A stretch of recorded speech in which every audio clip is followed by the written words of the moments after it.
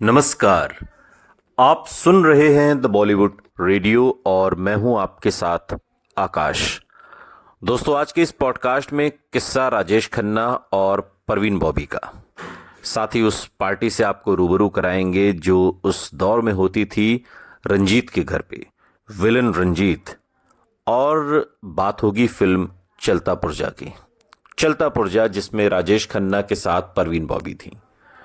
ये वो दौर था जब परवीन बॉबी राजेश खन्ना के बहुत करीब कही जा रही थी। राजेश खन्ना की होने वाली हर पार्टियों में परवीन बॉबी हुआ करती थी। परवीन बॉबी उन दिनों हिंदी फिल्म इंडस्ट्री में नई नई आई थी और राजेश खन्ना के साथ वो फिल्म चलता पुर्जा में काम कर रही थी। उन दिनों मशहूर था कि राजेश खन्ना खन्ना दरबार लगाया करते थे। एक ऐसा दरबार जिसमें फिल्म इंडस्ट्री की तमाम जानी मानी हस्तियां शिरकत करती थीं। नई नवेली परवीन बॉबी भी राजेश खन्ना के इस खन्ना दरबार में आती थीं।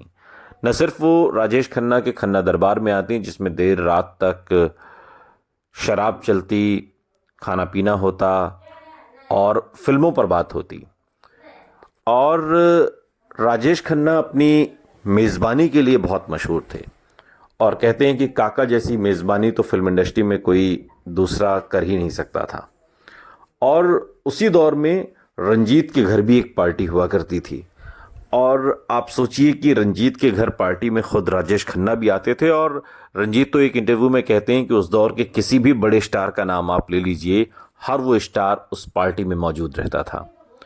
रीना रॉय उस पार्टी में, और वो कोई ऐसी पार्टी नहीं थी कि जिसमें तमाम हलवाई लगे हुए हैं या खाना पीना खुद ही सब बनाते थे।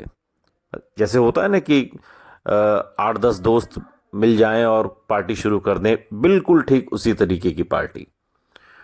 और रंजीत बताते हैं कि रीना रॉय पराठे बहुत बढ़िया बनाती थीं और मौसमी चटर्जी मछली बनाती थीं। परवीन बॉबी हम सभी के लिए वहाँ पर ड्रिंक्स बनाया करती थीं। और नीतू सिंह बहुत अच्छी सब्जी बनाती थी और भिंडी की सब्जी नीतू सिंह बहुत अच्छी बनाती थी। और इस तरीके से हम लोग पार्टी करते थे। ऐसा नहीं कोई शेफ़ बुला लिया या कोई, सभी लोग खुद ही मिलजुल कर सारी चीज़ें करते थे और देर रात तक एंजॉय करते थे। हालांकि उसका नुकसान ये होता था कि सुबह फिर शूटिंग के लिए सभी लोग लेट हो जाते थे और ये जो देर होने की आदत थी ये राजेश खन्ना से सभी को लगी। और उस पार्टी में परवीन बॉबी भी होती थीं और परवीन बॉबी उन दिनों राजेश खन्ना की बहुत करीबी थीं। फिल्म चलता पुर्जा में वो काम कर रही थीं। चलता पुर्जा साल 1977 की एक बॉलीवुड एक्शन थ्रिलर फिल्म है।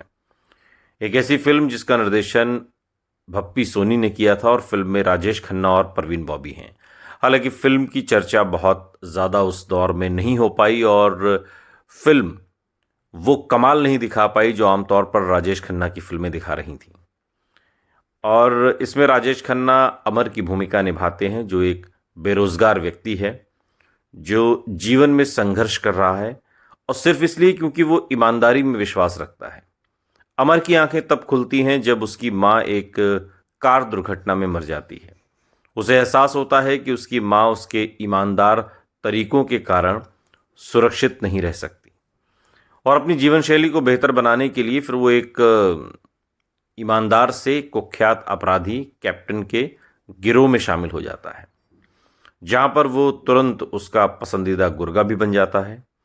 अमर के लिए चीज़ें तब बदल जाती हैं जब उसे पता चलता है कि उसका एक पुराना दोस्त पुलिस बल में शामिल हो गया है और उसे कैप्टन और उसके गिरोह को पकड़ने का काम सौंपा गया है। अब ये फिल्म थोड़ा सा अगर कहानी को बदल दिया जाए तो ये आपको फिल्म दीवार की तरह लगेगी। दीवार जिसमें अमिताभ बच्चन, शशि कपूर, निरूपा रॉय हैं और अमिताभ को लगता है कि ईमानदारी से काम चलेगा नहीं और वो फिर थोड़ा सा ट्रैक बदलते हैं वहाँ पर। और फिर उनके भाई यानी शशि कपूर को ये जिम्मेदारी मिलती है कि वो अमिताभ को गिरफ्तार करे। कुछ कुछ चलता पुर्जा वैसी कहानी, वैसी पृष्ठभूमि पर बनी थी, लेकिन दौर चूंकि ये राजेश खन्ना का नहीं था, लिहाजा फिल्म बुरी तरीके से पिट गई। राजेश खन्ना इसमें अमर गुप्ता के किरदार में है, तो वहीं परवीन बॉबी शीतल के किरदार में है, राकेश रोशन, इंस्पेक्टर सुनील वर्मा रंजीत के रूप में हैं और अजीत कैप्टन राजेंद्र बहल के किरदार में, असरानी भी हैं, शंकर और अहमद टाइप से 2 रोल उन्होंने किए हैं। जानकी दास के रूप में हैं, देव कुमार जग्गी के रूप में, मुराद हैं इसमें सैमुअल एंटोनियो के रूप में, और सुधीर हैं इंस्पेक्टर शर्मा के रूप में। और इसके जो गीत हैं वो गीत बाद के दिनों में बहुत ज़्यादा याद नहीं रखे गए। मसलन किशोर कुमार और सुषमा श्रेष्ठ का गाया एक गाना है, बेबी घर चलो घर तुम बिन है सूना, या फिर किशोर कुमार और लता मंगेशकर का गाया आ गए हम दिलदार तेरी गली में, या किशोर कुमार और लता मंगेशकर का गाया बंद लिफाफे में जैसे पैगाम लिखा होता है, या फिर आशा भोसले का गाया ये रात ने रंग जमाया है। इस तरीके के गाने इस फिल्म का हिस्सा रहे, लेकिन ये फिल्म बहुत ज़्यादा मशहूर नहीं हो पाई, ये फिल्म बहुत ज़्यादा चल नहीं पाई। लोगों की बहुत ज़्यादा तारीफ फिल्म चलता पुर्जा को नहीं मिली तब, जबकि ये वो दौर था जब परवीन बॉबी नई थी लेकिन अपनी जगह बनाने लगी थी। अमिताभ बच्चन के साथ उनकी जोड़ी पसंद की जा रही थी और उन्होंने जोड़ी बनाई राजेश खन्ना के साथ उस दौर में, जिस दौर में राजेश खन्ना के सितारे गर्दिश में थे और अमिताभ बच्चन के सितारे आसमान पर। और यही वजह थी कि जब परवीन बॉबी अमिताभ के साथ रुपहले पर्दे पर दिखाई दी तो राजेश खन्ना से कई कदम आगे की चाल चलती हुई ये जोड़ी नजर आई। और शायद यही वजह थी कि बाद में एक ज़माने में राजेश खन्ना की करीबी रही परवीन बॉबी अमिताभ बच्चन की करीबी हो गई, और अमिताभ बच्चन की गर्लफ्रेंड के तौर पर भी परवीन बॉबी को देखा जाने लगा। हालांकि अमिताभ ने शादी कर ली थी लेकिन फिर भी उनकी नज़दीकियां परवीन बॉबी के साथ लगातार बनी रहीं।